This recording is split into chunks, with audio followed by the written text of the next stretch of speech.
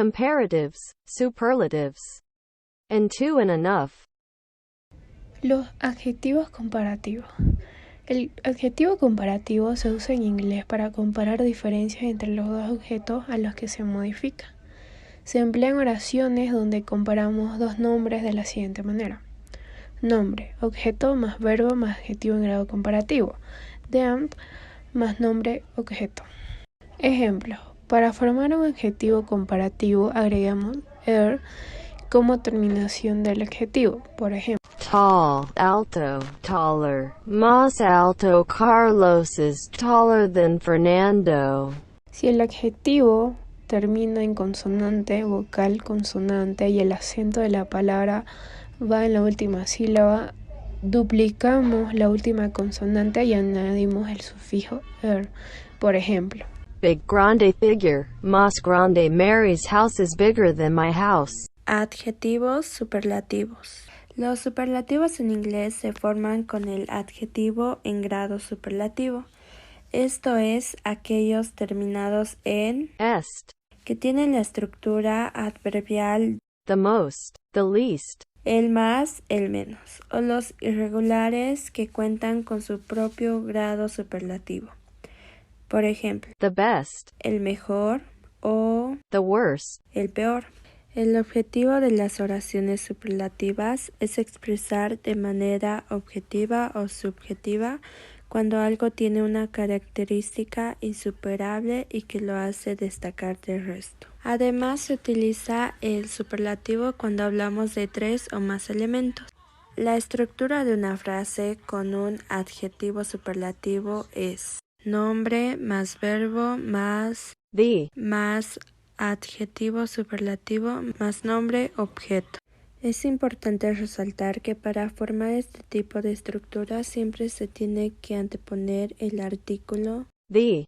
la, al adjetivo. Por ejemplo, Pedro is the laziest student in the class. Pedro es el estudiante más flojo del salón. Ejemplos.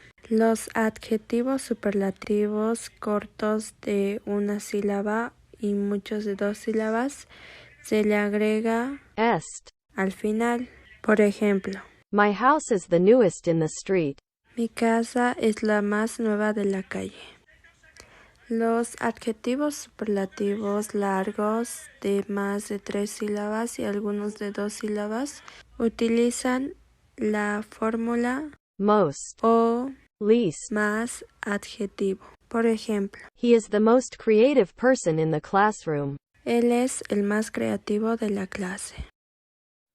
La formación de los comparativos y los superlativos. La construcción de los comparativos y de los superlativos en inglés depende de un número de sílabas que tiene el adjetivo que se quiere utilizar. Adjetivos cortos de una sílaba, fast, short, forman un comparativo agregando la terminación er, cold, colder, y el superlativo agregando la palabra de y la terminación est, cold, the coldest. Ejemplo de superlativo. Mexico City is bigger than London. Ciudad de México es más grande que Londres. Comparativo. Ejemplos de superlativo. Madrid is the biggest city in Spain. Madrid es la ciudad más grande de España. Superlativo. Two and enough. Two and enough indican un grado de cantidad para los adjetivos, adverbios y nombres o sustantivos. Se usan para expresar cantidades demasiado o suficiente, aparte del uso como determinante de cantidad. Pueden funcionar solos aplicando su significado a toda la frase. Two significa demasiado y se utiliza delante de un adjetivo o un adverbio. Indica que hay una cantidad más que suficiente. O también se utiliza como muy, cuando sobrepasa los excesos o sobrepasa lo que es normalmente aceptable. Ejemplos. Con adjetivos o adverbios. Sam is too young to drive a car. Sam es demasiado joven para conducir un automóvil. Con too many. There are too many people in the club. Hay demasiada gente en el club. Y con too much. There is too much sugar in this coffee. Hay demasiada azúcar en este café. Enough significa suficientemente o lo suficiente o suficiente. Quiere decir que es aceptable y que no llega a los extremos. Cuando va después de un adjetivo o un adverbio, tiene connotación positiva. Ejemplo: We arrived early enough. Nosotros llegamos lo suficientemente temprano. Otro ejemplo sería: The classroom is big enough. El salón es suficientemente grande. También utilizamos enough antes de un sustantivo y aquí la connotación puede ser positiva o negativa. Ejemplos: He doesn't have enough money. Él no tiene suficiente dinero.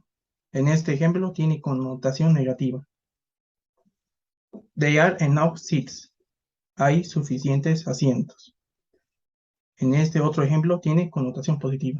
Verbos irregulares. Los verbos irregulares en inglés son los verbos que, a diferencia de los verbos regulares, no llevan la terminación es para formar el pasado simple y el participio pasado. Por ejemplo, drive, drove, driven, see, saw, seen. Los verbos irregulares no tienen reglas para formar el pasado simple y el participio pasado. Estas dos formas pueden ser iguales o diferentes entre sí.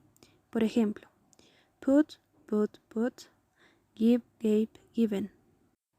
El pasado simple expresa acciones o estados que sucedieron en el pasado. Por ejemplo, began, que se traduce como comencé o comenzaba, según el contexto. El participio pasado junto al auxiliar correspondiente forman los tiempos compuestos. Present perfect, have made. Past perfect, had become. Future perfect, will have been. La forma pasada de los verbos irregulares y regulares se utiliza solamente en las afirmaciones, ya que en las negaciones se deben utilizar auxiliares junto al infinitivo del verbo. Por ejemplo, I didn't go y no I didn't went. Did you meet him? Y no did you met him. Ejemplos de los verbos irregulares. Peter said he would come to the party. Peter dijo que vendría a la fiesta. My father flew to London on business. Mi padre voló a Londres por negocios. Mary has spent all her money on clothes. Mary ha gastado todo su dinero en ropa. Gracias.